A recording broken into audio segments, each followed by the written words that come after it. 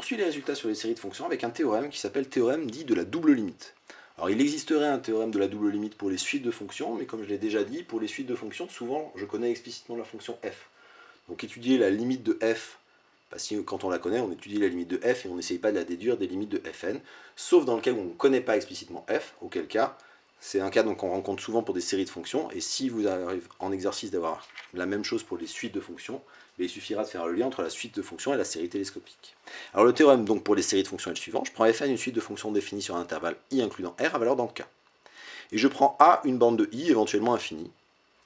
Je suppose que pour tout n, fn de x a une limite quand x tend vers a, limite que j'appelle L indice n, et je suppose que la série des fn converge uniformément sur i. Le résultat, c'est que la série des Ln converge, et que d'autre part, la série pour n la somme de la série de n égale 0 à plus l'infini des fn de x tend quand x tend vers a vers la série pour n égale 0 à plus l'infini des Ln. Donc encore une fois, il s'agit d'un théorème d'interversion de deux limites, puisque là je suis en train de dire que la limite quand x tend vers a d'une somme de séries qui est une limite, vaut la somme des séries de la limite quand x tend vers a de fn de x. Alors en remarque, on verra dans la démonstration que rien n'oblige à avoir a une borne de i, donc, rien n'oblige dans la démonstration d'avoir a n'appartenant pas à i, puisque là je suppose que a est une borne de i, mais si a appartient à i, la démonstration marche pareil. Ainsi, le théorème de la double limite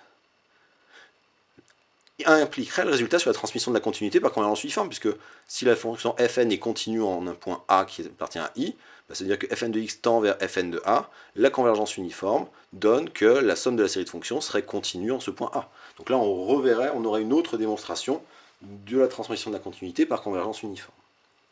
Donc la remarque aussi, donc ce que j'ai dit oralement, c'est qu'il existe une version du théorème de la double limite pour les suites de fonctions, mais pour les suites de fonctions, si fn converge uniformément vers f, en pratique, on a souvent une expression explicite de f. Donc dès lors, si je veux étudier la limite de f en a, je regarde l'expression explicite de f et je regarde quand x tend vers a.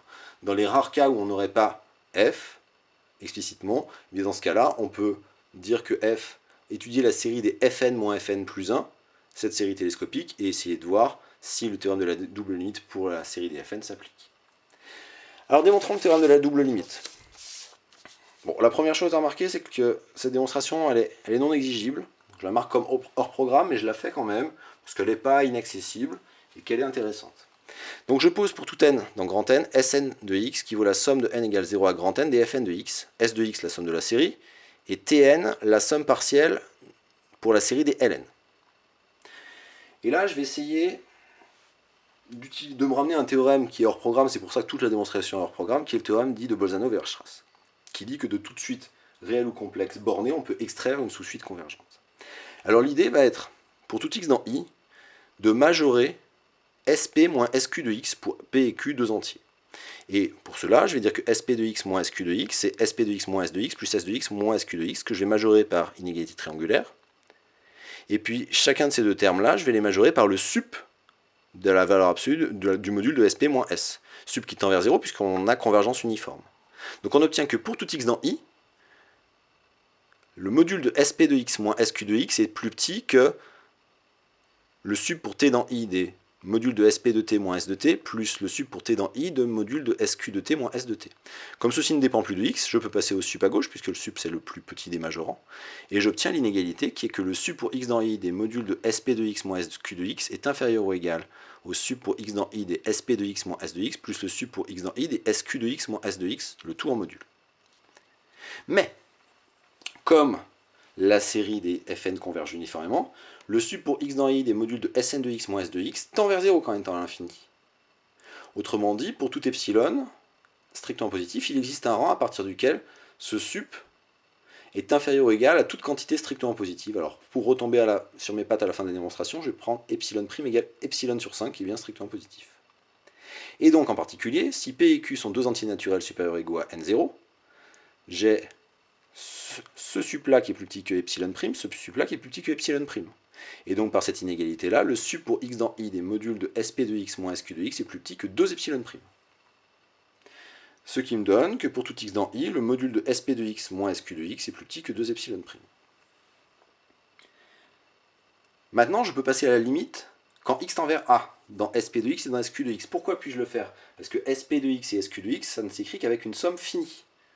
Donc par somme finie de limite, SP de x,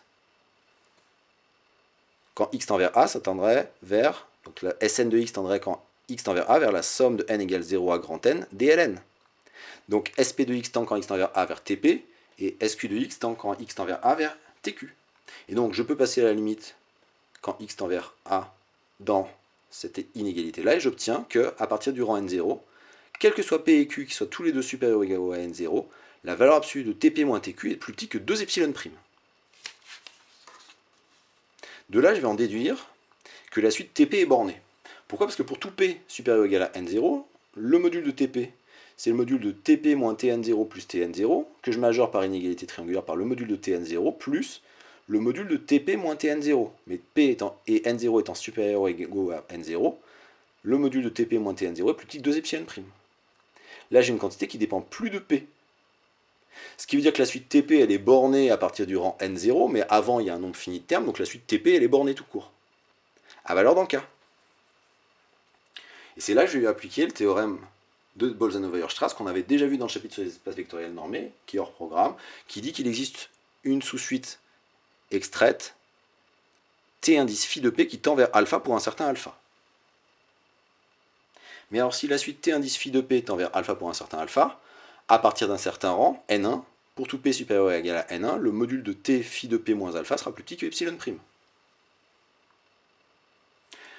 Je prends P0 plus grand que n1, tel que phi de P0 soit plus grand que n0. Est-ce que c'est possible ça? Bah oui, comme phi est une fonction strictement croissante, de n dans grand N, phi de P, et en particulier on pourrait le démontrer par équivalence, est supérieur à P, et donc tend vers plus l'infini. Donc je peux trouver un P0 qui est plus grand que n1, et tel que phi de P0 soit plus grand que n0. Et alors, quel que soit Q supérieur ou égal à n0, le module de TQ moins alpha, c'est le module de TQ moins T phi P0 plus T phi de P0 moins alpha. Ce qui, par inégalité triangulaire, cette quantité-là est plus petite que 2 epsilon prime, et celle-là, elle est plus petite que epsilon prime. Donc c'est plus petit que 3 epsilon prime. 3 epsilon prime, j'avais pris epsilon prime égale epsilon sur 5, c'est plus petit que epsilon. Et donc j'ai démontré que quel que soit epsilon, il existait un rang, en l'occurrence n0, à partir duquel le module de TQ moins alpha était plus petit qu'epsilon. Donc j'ai bien montré que TQ tend vers alpha. La suite des sommes partielles converge vers alpha, ce qui veut bien dire que la série des ln converge, et que alpha c'est la somme de la série des ln. Donc là, j'ai réussi à montrer que la série des ln converge. Mais j'ai mieux que ça avec les inégalités que j'ai précédemment. Puisque enfin, si Q est supérieur ou égal à n0, le module de S de x moins alpha, où S de x c'est la somme de séries de fonctions. Je vais intercaler trois termes, je vais dire que c'est S de x moins SQ de x plus SQ de x moins TQ plus TQ moins alpha. Et par inégalité triangulaire, je vais majorer le premier par le sup pour t dans i du module de S de t moins SQ de t, dont on avait dit qu'il était plus petit que epsilon prime, le module de SQ de x moins TQ, plus le module de TQ moins alpha. Donc le module de TQ moins alpha, on l'avait trouvé inférieur à 3 epsilon prime. Ce sup était plus petit que epsilon prime, et il me reste le module de SQ de x moins TQ. Mais SQ de x tend vers TQ quand x tend vers a, puisque SQ de x, c'est une somme partielle. Donc par opération sur les sommes, quand x tend vers a, chacun des fn de x tend vers ln, donc la somme de petit n égale 0 à q des fn de x tend quand x tend vers a vers la somme de petit n égale 0 à q des ln, donc vers TQ. Et donc il existe un delta strictement positif, tel que si x est suffisamment proche de a, valeur absolue de SQ de x moins TQ est plus petit que epsilon prime. Alors là, il y a trois cas selon si je regarde la limite en une bande finie, en plus l'infini ou en moins l'infini, mais ça revient au même. Et donc finalement, j'ai réussi à montrer que si Q est supérieur ou égal à n0, valeur absolue de S de x moins alpha est plus petit que 5 epsilon prime, qui vaut epsilon. Ce qui est bien la définition du fait que S de x tende vers alpha. Donc là, les trois cas qu'on a pour si x plus grand que m, si x plus petit que moins m, ou si x entre a moins delta et a plus delta, ça dépend si je regarde la limite en a une borne finie, en a égale plus l'infini ou en a égale moins l'infini. Donc évidemment, on a trois définitions avec les quantificateurs qui ne sont pas les mêmes, mais toujours est-il que dans tous les cas, j'ai montré que pour tout epsilon, il existe un rang Q0 tel que pour tout, il existe un rang N0 tel que pour tout Q supérieur ou égal à N0, le module de S de x moins alpha est plus petit que epsilon, ce qui donne bien la conclusion, à savoir que S de x tend vers alpha, où alpha c'est la somme de la série des ln.